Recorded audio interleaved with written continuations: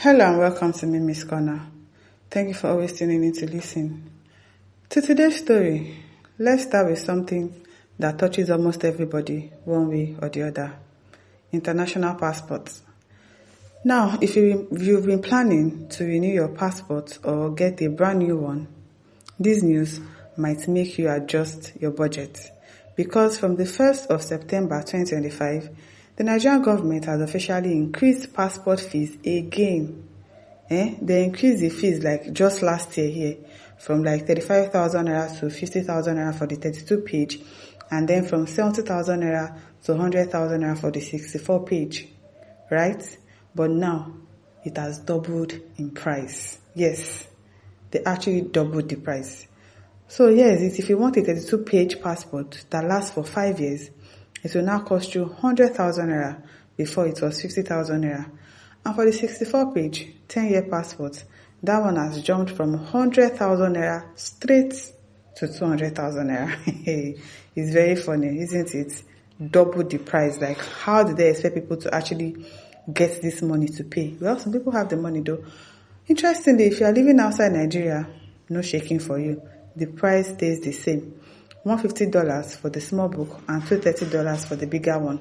I don't know why they just like to make life difficult for us in this country. Like, why? I mean, people that are outside the country, they have the old price. But we in Nigeria, that we are obviously struggling with the economic problems, with all the things that is going on in the country, you double the price. Why? Why? It is well. Now, immigration officials say the reason for this hike is to improve the quality of the passport. To make them more secured and also speed up the processing time. Really, that is why you are doubling the price. They also say production costs have gone up and that Nigeria must meet international standards. Now so, it is well, let's be real, you know, me and you, we know that on ground, Nigerians are already struggling with the economy.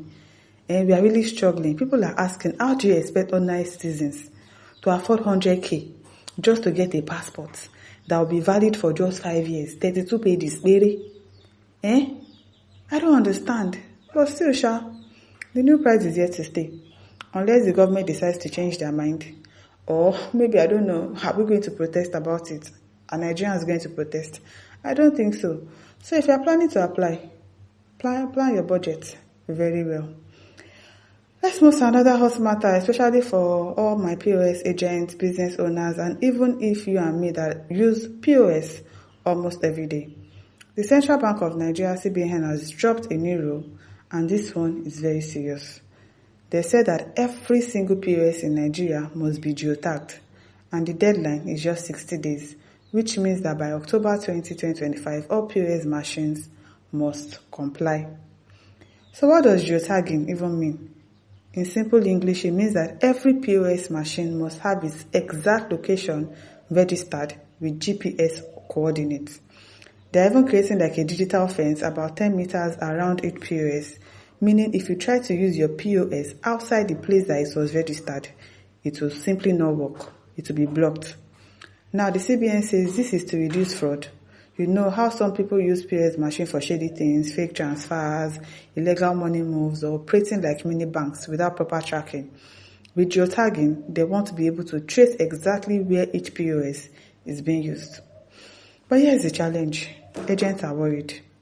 Many of them move around with their machines, especially those who do mobile POS business. With this new rule, their freedom is limited.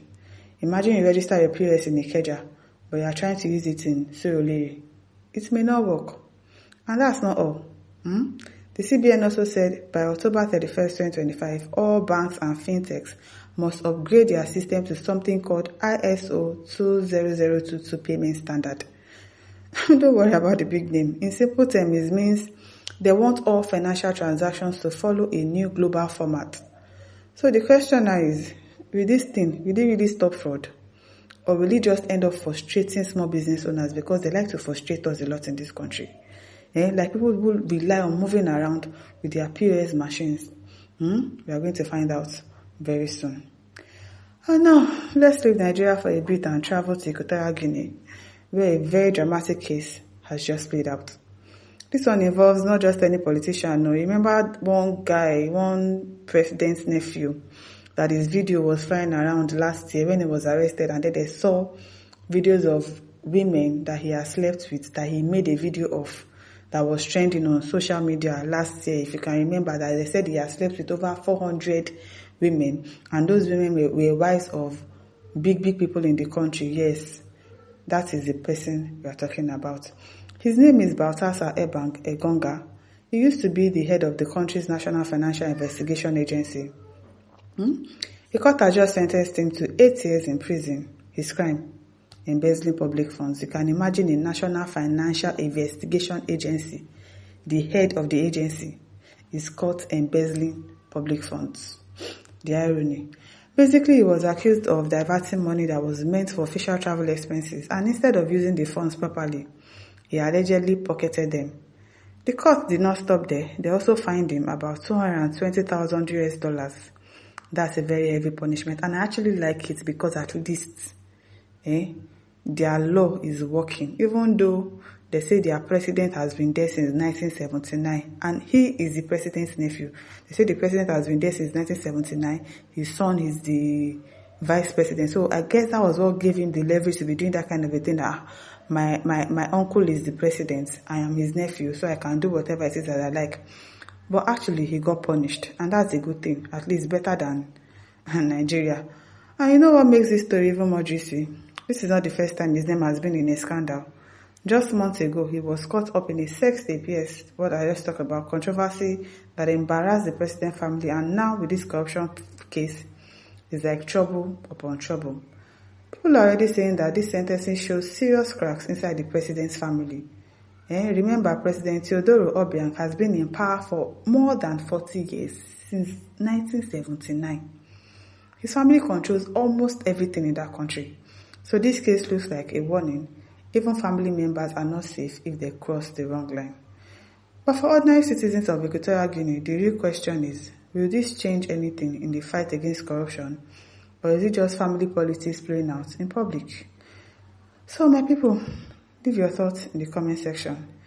Thank you for tuning in to listen. Don't forget to like, to share, and subscribe. Bye-bye.